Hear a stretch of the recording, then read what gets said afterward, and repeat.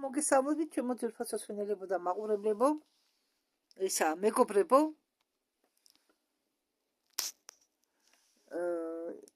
თავაზობთ ახლა მე თქვენ ლეტალია პანდორას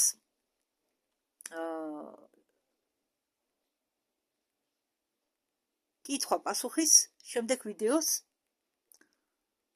ეს ვიდეო ატვირთული იყო 2 წლის უკან, 23 წლის 2 აპრილს. 2 წელზე მეტია. მას დავიწყოთ. და პირველი შეკითხვა. პანდორა და ლეტალია. კაილასის სარკეები. ხო, კაილას ქონია სარკეები. და ეს კაილასის სარკეები, თა კაილასზე აქვს საუბარი, როგორ მოქმედებსო ადამიანზე, ადამიანის საერთოდ ადამიანების ველზე.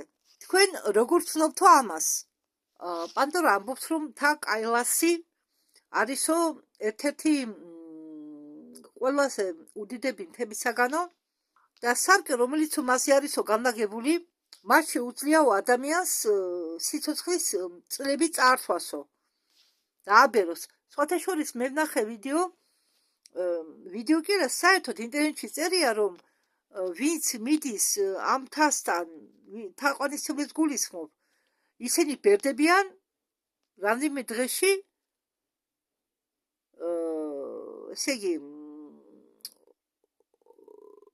1, 2, 3, 4 დღის განმავლობაში ბერდებიან 2 კვირით. ეზრდებათ ფრთხილები, თმები, ხელად რეაგირებს ადამიანი იქ, ვინც იმას უახლოვდება. მაგრამ რადგან იქ არსებობს რიტუალები, ხალხი რომ მიდის, ისრის ისევ ის არის, საათის ისრის მიმართულებით უნდა იარონ წრეში ამ თვის გარშემო და ეს კეთდება, ეს რიტუალები იმისთვის, რომ რაღაც ცოდვების ნაწილი, რაც ამ ხალხმა ჩაიდინა, ამის მოცილება უნდათ. და შეიძლება ეს ყველაფერი ერთმანეთთან არისო, ამიტომ დაკავშირებული რაღაცით. კი, თა კაილასი მოქმედებს, ზეგავლენას ახდენს ადამიანის ველზე, მაგრამ გააჩნია, ახლა თუ ადამიანი მივიდაო ამ თასთან ახლოს რაღაც მიზნით, ესე განსაზღვრული ვიბრაციებით, განსაზღვრული განწყობითო, შეიძლება ადამიანს უნდა რამეცგან განთავისუფლდეს, ანუ და რაღაც მოიცილოს, ანუ და რაღაც ცუდი მოგონებები მოიცილოს თავიდან. შეიძლება მთა დაეხმაროს ასეთ ადამიანს, მაგრამ საერთო ჯამში ევროპელები, რომლებიც იქ ჩამოსულან ტიბეტში, ბევრი გავხდა რა ავად, ისინი ვინც ამ ადგილთან ახლოს იმყოფებოდნენ. აი ზუსტად იმ ადგილას, სადაც სარკეები იყო, ამ თვის სარკეები განლაგებული. ესე იგი, ისინი ვინც მიდიან ამ სარკესთან ახლოს, ისინი ხდებიან ცუდად. არა აუცილებელი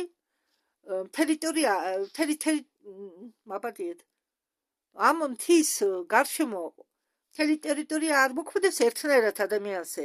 აი ზუსტად ეს სარკეები მოქმედებს ცუდად ადამიანზე და ვინც ახლოს მივა ამ სარკეებთან, მათზე ნეგატიური ზეგავლენა აქვს მათ ადამიანების ველზე.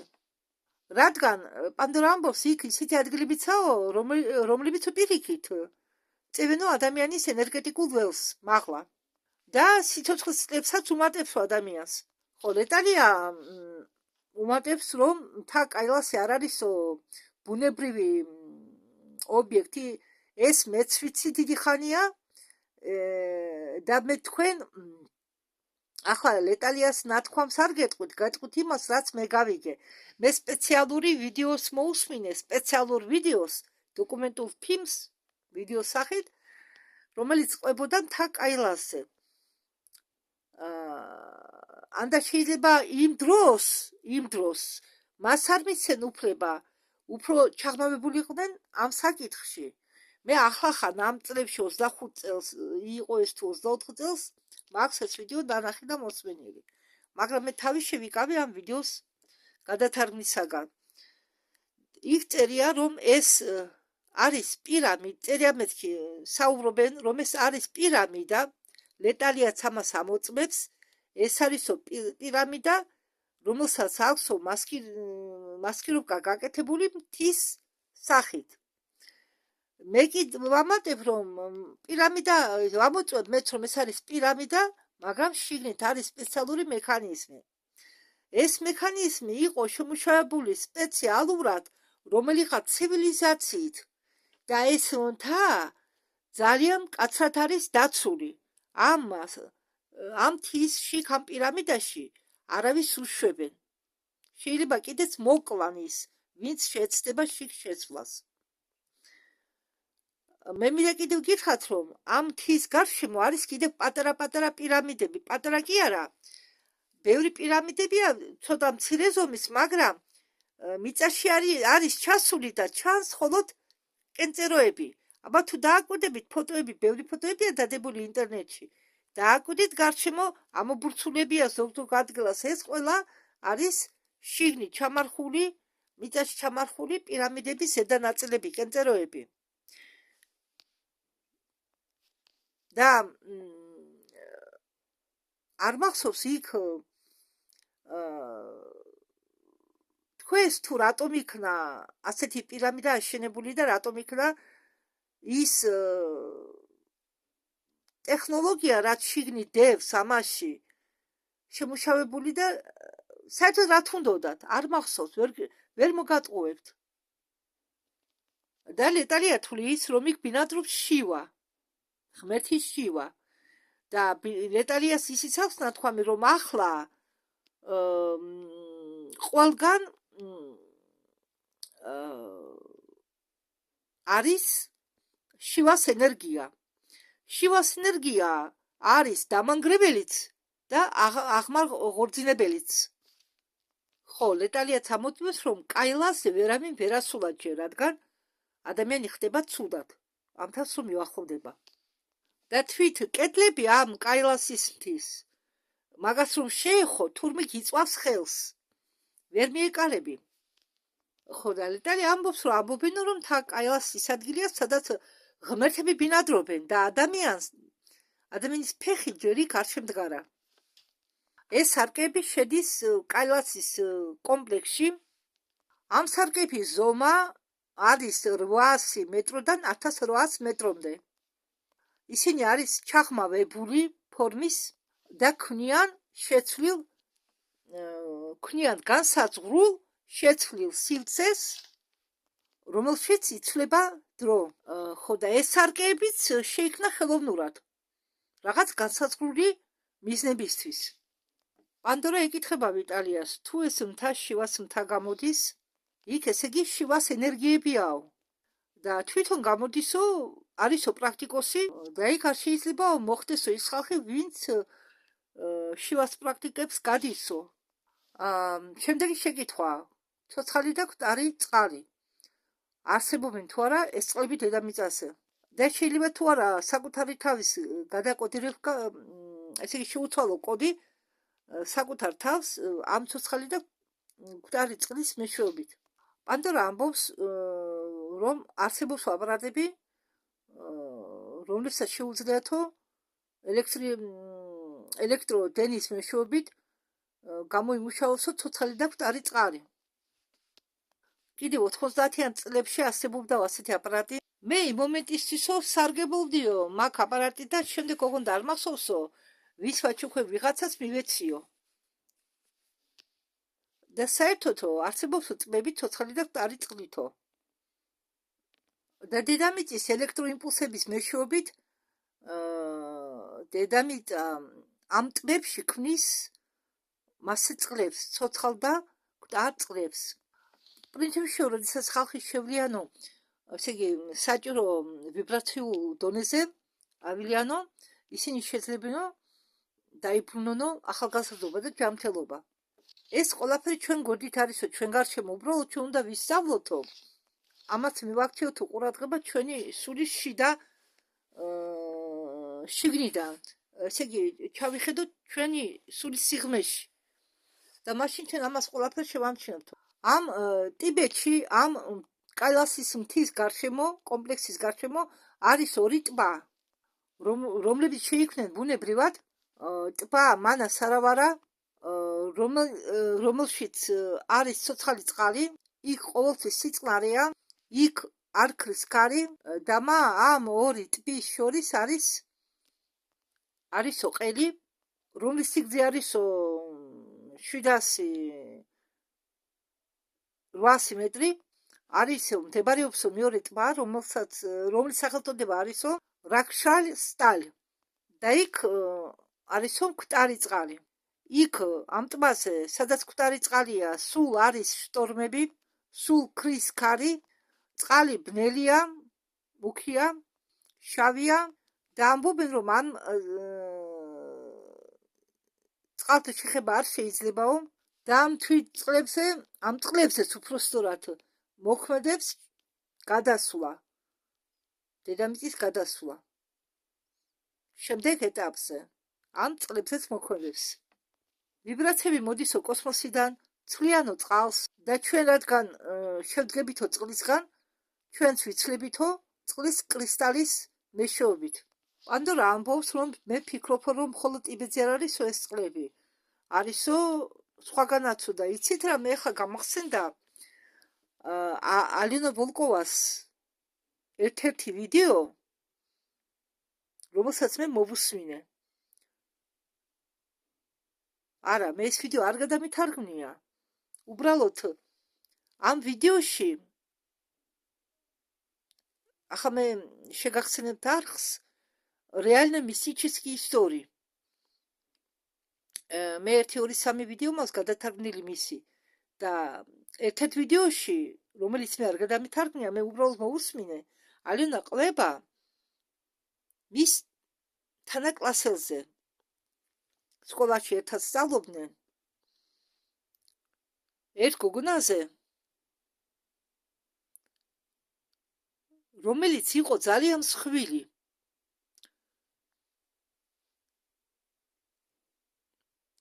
შემდეგ მე-11 კლასის შემდეგ მას ეს გოგო არ უნახია. გოგონა იზრდებოდა ბებიასთან, ამ გოგოს დედა იჯდა ციხეში. და გავიდა წლები. და მინდა გითხრათ, რომ ომსკში, ალენა ცხოვრობს ომსკში, ომსკის ერთ-ერთ გარეუბანში, თუ დამოშორებით, არის მკვდარი ტბა. და როდესაც ლეტალიამ თქვა, რომ ამ მკვდარი ტბის წყალში არ შეიძლება ხელის ჩაყოფა, არ უნდა შეეხო წყალს, რადგან შეიძლება ისეთი ცვლილებები წავიდესო ნეგატიური მხრივ. ამან გამახსენდა ეს ისტორია ხელად. და ეს ტბა, ეს მკვდარი ტბა განლაგებული იყო სულ სხვა სამყაროში, პარალელურ სამყაროში, ხვრელში. ეს ხვრელი იყო ღია, ნებისმიერ შეეძლო იქ შესულიყო. ნებისმიერ ადამიანს. მაგრამ ჩვენ დროში კი არა არ იყო ეს განლაგებული, არამედ სხვა სამყაროში, მაგრამ გზა შეიძლება შესულიყავიოთ ჩვენი რეალობიდან. იქ ჩვენ ამყოფი ვართო და ჩვენმა ერთ-ერთმა ჩვენი კლანის ერთ-ერთმა წევრამ წაიყვანაო იქ მისი ავადმყოფი კატა. ამ კაცმაო რეზინის ხელთათმანებით ჩაიცვაო, რეზინის ხელთათმანებით ძელი იყო, რომ შექმნებით ჩაიცვაო რეზინის და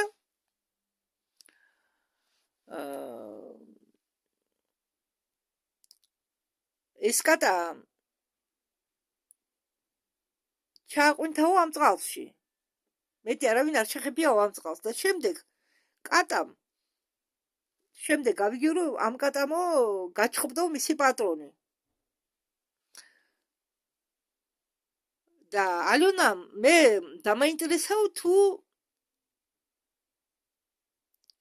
როგორ მოქმედებს ეს წყალი. და ერთხელ წავედიო და მარჯვენა ხელი ჩავყავიო, მხოლოდ მარჯვენა. და წამოგიდგენიათო, ეს წყალი ყოფილა გონიერი. ცოცხალი რა მხრივ. ის საჩუქრებას წარმოადგენს ცოცხალი არსებებისთვის, გარემოსთვის, მაგრამ ხელი არ მიმორჩილებოდაო.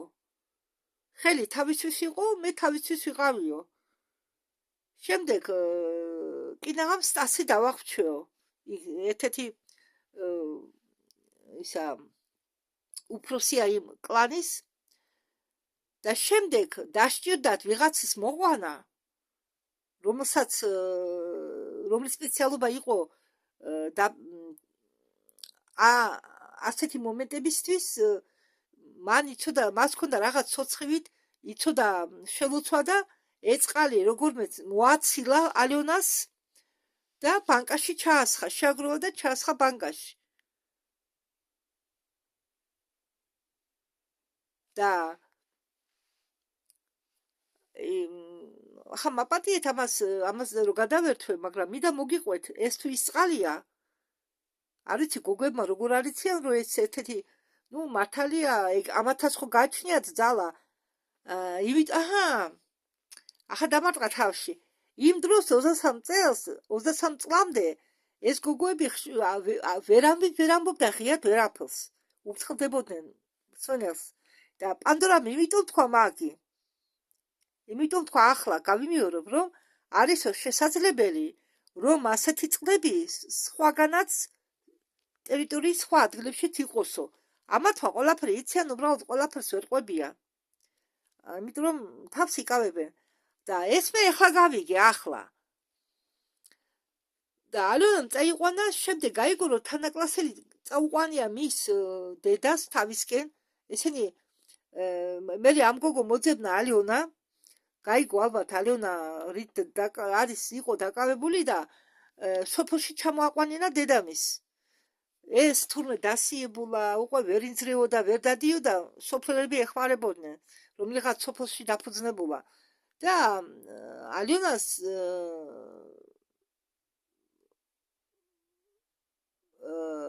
ხო, რამით ახლა გითხრათ. ალიონამ რო წავიდა და თავისი მარჯვენა ხელი ჩაყვა ამ წყალში, ეს მან გააკეთა, როდესაც ეს მისი თანაკლასელი გაქრა. და ახლა გეტყვით როგორ. სანამ ხელს ჩაყობდა წყალში, ამ მკვდარ წყალში ალიონა მანამდე დაეხმარა თავის თანაკლასელს. მან ახლა არ იცოდა თუ რა მოქმედება იქნებოდა. მას ესმოდა, რომ გახალგაზრდებოდა ნებისმიერი, ვინც ამ წყალში ჩაყვინთავდა. ეს იცოდა, მაგრამ ამ წყლის ცუდი მხარე არ იცოდა. წავიდა, მოკიდა ამ მის თანაკლასელს ხელი მოიყვანა აქა, გახადა, ჩაყვინთებია, ცოტა ხანი შიშველი არონია, რომ წყალი დაწურებულიყო და მიიყვანა სახლში და მართლაც.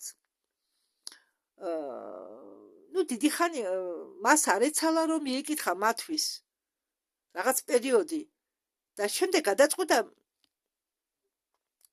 მოინახულებინათ დედაშვილი. რომ მივიდა, დახვდა ასეთი საზადლი ამბავი.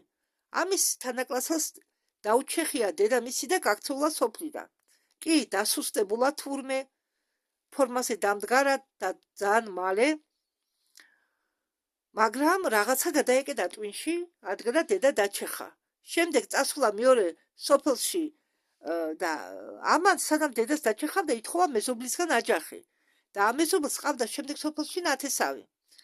როდესაც დედა დაჩეხა ამ გოგომ, წავიდა იმ სოფელში, სადაც მეზობელს ყავდა ნათესავი, ის კაციც დაუჩეხია. და შემდეგ გაქცეულა და არავინ იცის, სადა ახლა ის გოგო. შემდეგ ამიტომ გადაწყვიტა ალიონამ წასულიყო იმ ტბასთან და ხელი ჩაეყო, მხოლოდ ხელი.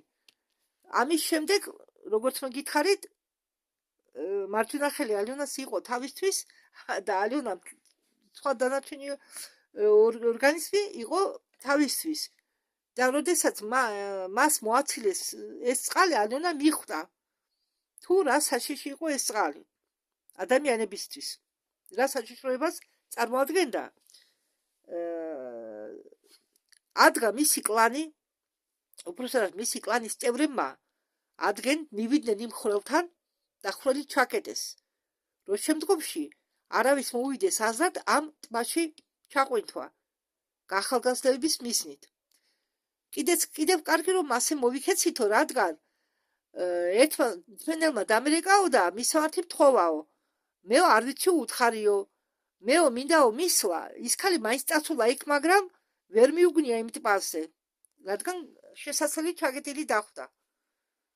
ხო, და ასეთი ადგილები დასაკვირველია ბევრია. ახლა მე ვერ ვიტყვი საქართველოში არის ესეთი ადგილი თუ არ არის. მაგრამ პანდორამ რო თქვა, აი მან გამახსენა ახლა მე ეს ისტორია. ლეტალი ამბობს, რომ უნიკალური ის არის, რომ ეს ორივე ტბა ცოცხალი და მკვდარი წყლით ორივე გვერდით არიანო განლაგებული. შემდეგი შეკითხვა, როგორ უნდა მოვახერხოთო, არ გავეჭედეთო დაბალ ვიბრაციულ ცხოვრების სიტუაციებში. როგორ უნდა ავარიდო თავი დაბალ ვიბრაციულ ამოცანებს ჩვენ ცხოვრებაში და როგორ უნდა შევძლოთო არ გავხიზიანდეთო ჩვენ გარშემო მყოფ ხალხზე და სამყაროზე. ხო, ესე იგი ეს ყველაფერი პანდორამ დაიწყო საუბარი, ეს ყველაფერი დამოკიდებულია ჩვენზე. თუ ადამიანიო არ მუშაობსო თავის თავზე, თუ არ უნდაო შეცვლა, თუ არ არიდებსო თავს დაბალ ვიბრაციულ სიტუაციებს, თუ ღიზიანდებაო ყველაფერზე, ესე იგი მან უნდა დაიცვასო სულიერი ჰიგიენა. ანუ როგორც მე თქვენ გეუბნებით ხოლმე, გულთან არ უნდა მიიტანოთ არაფერი, უნდა შეეცადოთ თავი, გააკონტროლოთ ემოციები, გააკონტროლოთ და თუ მაინდამაინც თქვენ დაგჭრეს, უნდა ისწავლოთ უცებვე სიტუაციიდან გამოსვლა და თვითონ გვეხსოვნება ჩვენ რომ გარშემო არიან ბევრი ადამიანები, ბევრი ენერგეტიკული ვამპირები,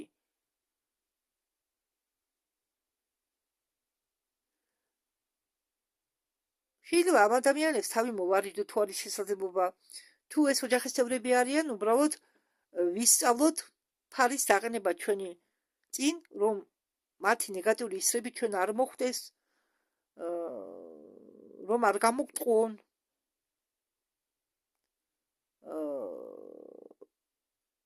სიფიცხე, რომ არ გამოგვიყვანონ მოთმინებიდან. ეს არ არის იული გასაკეთებელი. მე ჩემ მაგალითზე გეტყვით, ძალიან რთულია. არ გეტყვით რომ იურია. აბა რა არის იული ამ ქვეყნად? იული რა არის? არაფერი არა იული. ყველაფერს უნდა ნებისყოფა.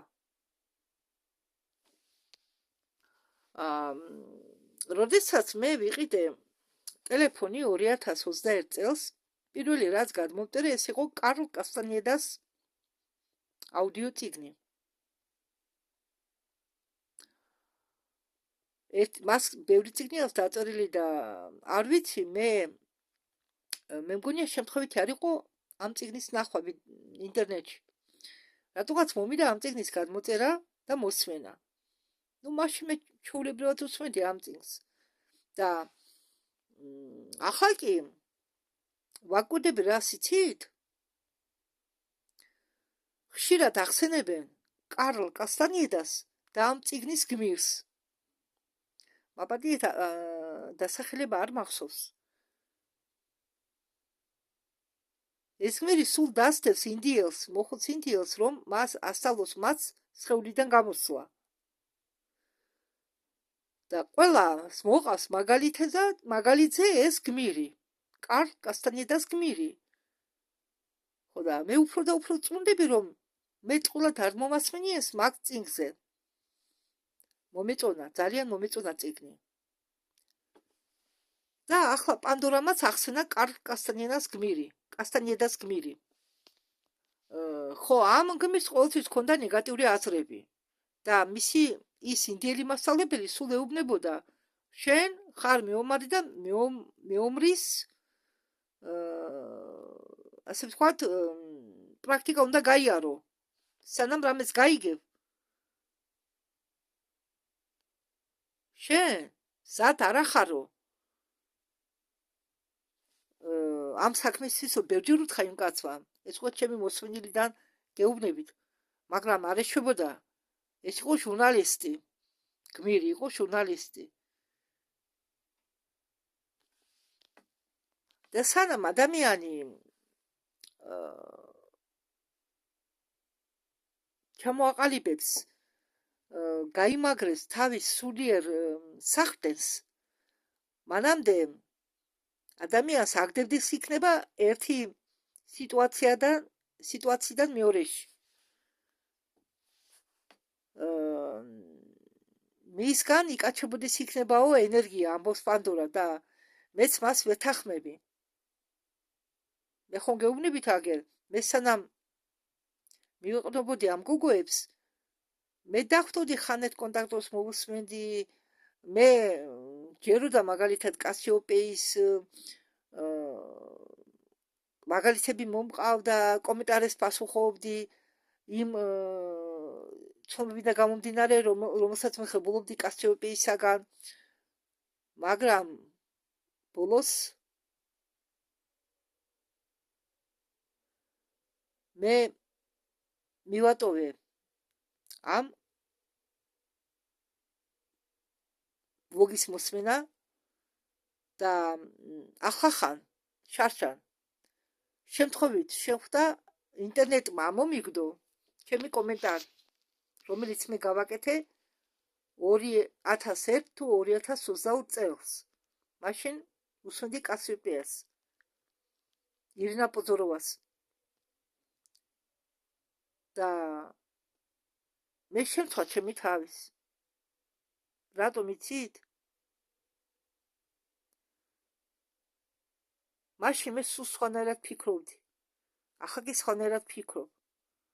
და ალბათ ის სკეპტიკოსები მაგათმა რო წაიგითონ ახლა ის კომენტარი და ახანდელი კომენტარი მეტყვიან და რა იცი შენო ახლა რომ სრულ ინფორმაციას არ ავცელებო. ახლა მე ზუსტად ვიცი რომ სრულ ინფორმაციას არ ვავცელებ, მაგრამ ის ინფორმაცია, ის კომენტარი რომ აქვს იქ დადებული, მაგი არ მასვენებს. რა ვქნა? ჩვენ ყველანი ვართ ძიებაში. ეს არა გასაკვირი და მე არაფერს არ უნდა ვწვენოდეს. ჩვენ ცხოვრების გზაზე ჩვენ ვეჯახებით ხან კედელს, ხან მილს, ხან ვეცემით, ხან წვიმაში მოყვებით, ხან თოვში მოყვებით და თუ არ დაეცი და არ ადექი, შენ არ გეცოდინება რადგენეულია დაცემა. ცხოვრებაში ყველაფერი უნდა განიცადო, რომ შენი სწორი გზა ნახო. მე არაფერს არ უნდა ვწვენოდეს, ვიცი რომ არ უნდა ვწვენოდეს, მაგრამ ის კომენტარი, მე რომ მივეცი ის კომენტარი იქ რომ წარსულში დავტოვე, მაგი ამოტიტი რა გააკეთა ინტერნეტმა, ხელოვნურმა ინტელექტმა. ის კომენტარი მაჩვენა. და ამდენი წლის შემდეგ ის კომენტარი მაჩვენა. და ხშირად მიგდებს ირინა პოზოროვას ვიდეოებს. მე არ ვეძებ, მაგრამ ერთი-ორმა ლაიქმა, რომელიც მე დაულაქე მას, იმის შემდეგ სულ მაჩვენებენ მაგას. ხომ იმიტომ დაულაქე, რომ იქ რასაც ამბობდა, მაგი მომეწონა. კარგი, მოდით გავაგრძელოთ. და ამ დროს, როდესაც ჩვენ უსმენთო სხვადასხვა ინფორმაციას, შეიძლება პატრიოტებიც მოვიკიდოთო, შეიძლება ინფორმაცია რაღაც ენერგეტიკული პოტენციალი გამოვსწრუონო და ასე შემდეგო. როდესაც ადამიანი ფსიხობს, ის აძლევს ამ ნეგატიურ ძალას თავის ენერგეტიკულ პოტენციალს. თითქოს შენ რაღაცა გახდებაო. ძალას კარგავო. ხო და ლეტალი ამბობს, ადამიანი ატარებსო თავისში ძალიან ბევრ ბლოკს, რომელიც მას დაუყენესო ბავშვობაში და მას უწევსო ცხოვრების სირთულეებთან შეჯახება, მას ის ეჯახება ნეგატიურ პროცესებს, ეს ნეგატიური პროცესები ერთიორე მიყოლებით, ფენოვანი ყოლებით ედობაო ერთმანეთს და ასეთი ადამიანი ღებულობს გამრუდებულ წარმოსახვას სამყაროზე. და ამდაგორად ხალხს ეცლება საყრდენი და ამასთან ერთად საქმეს ამძიმებს ის ნეგატიური ინფორმაცია, რომელიც მოდის მედიიდან, გაზეთებიდან, ჟურნალებიდან, ინტერნეტით, ტელევიზორით, მაგალითად პროდუქტები შეინახეთ, პროდუქტების მარაგი გაიკეთეთ, ამის მარაგი გაიკეთეთ, იმის მარაგი გაიკეთეთ. სხვათა შორის ეს ჩემზეც მოქმედებს და როდესაც ასეთი რაღაცა მესმის და მინდა გავაკეთო მარაგი, მაგრამ რამდენ მარაგს გაიკეთებ, ხო? მე ჩემთავს ვეუბნები, გაჩერდი, დამშვიდი. რამდენ მარაგს გაიკეთებ? ხო, ეს უნდათ რომ მე გავიქცე, რამე შემოვისყიდო, თუმცა ყველაფერს უნდა თანხა. მერე ის განერიულებს, რომ იმდენი ფული დაუშვათ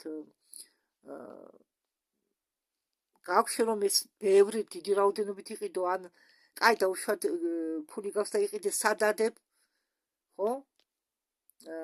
ან წყალმა გაგიფუჭოს, ახლა მე წყალი ხო შემომდის, ქვევიდან არაფერი არ დაიდება, თავზე ხო არ დაიდებ სიტყვაზე, ხო? და ასეთი შიშებს ხშირად უგზავნიან ადამიანებს. ან თვითონ კონდაქტორებიც კი, მაგალითად მარია შლოენი ეუბნება თავის ვენელებს, სულ ქონდეთო ჩემოდანი კუთხეში, ტასაცვლითო, ადეალითო, თბილი ტასაცვლითო, რაღაც საკვებებითო, ფული, ყველაფერი ქონდეთო ერთ ჩემოდანში. ცალკე ასტრანიონიკაში იური ლირი ამბობს, რომ ქონდეთო მზად თქვენი, ასე ვთქვათ, ტურისტული ჩანთა, რაშიც იდებაო ყველაფერი საჭირო, ნივთი, საჭმელი, ის. ხო, თვითონ კონდაქტორებიც რომ ამას ავცელებენ, ეს ხომ აშინებს ბევრს. კარგი. დაუშვათ, მე ხამ ზუგდიდში ვცხოვრობ ხო? ვცხოვრობ დაბალ ადგილას. და ეს დატყვირვები ძგუნავდა მე. ხანახან იგიც მიფიქრია, ინგური რომ ნეგატიური აზრები არ უნდა ჩაიდო თავში. დაუშვათ, სარემონტოა ხო და რომ გასკდეს, ხო წალეკავს ყველაფერს. მაგრამ მე ვაუქმებ ამ ნეგატიურ სცენარს. ზუგდიდელებისთვის ვაუქმებ. საერთოდ ვამბობ, ხო და ასეთი ნეგატიური აზრები მოქმედებს, გუნავს ადამიანს. და ჩემთავს ვეკითხები, კაი დაუშვათ მე მომამზადე ეს ჩემოდანი, რომელშიც დენა ყველაზე აუცილებელი, ხო? ჯერ ამ ჩემოდანს სადადგა. ერთი წყნელთას. და მერე, რომც რამე მოხდეს, სად გავიქცევი მე? მითხარით, სად გავიქცევი? ვერსად ვერ გაიქცევი ბუნებრივ კატაკლიზმებს. ვერსად ვერ გაიქცევი თან ჩემოდნით ხელში. შეიძლება შენ გიშველონ, ან გადარჩენით, რომ სადმე ჩამოშზე, მაგრამ შენ ჩემოდან სად წაიხებ? სად დაიკიდებ? ხარ დაიკიდებ? დაუშვათ წყალდიდობით რომ სად ადებ ამ ჩემოდანს? არა, ხალხო, ნუ დაითქმუნათ პულად თავს. თუ თქვენი გადარჩენა უნდა, თუ არ უნდა, თქვენ რომ თან კიდევ გეუბნებით, ჩვენ მომავალს ქმნით ჩვენ. ჩვენ მომავალს ქმნით ჩვენ.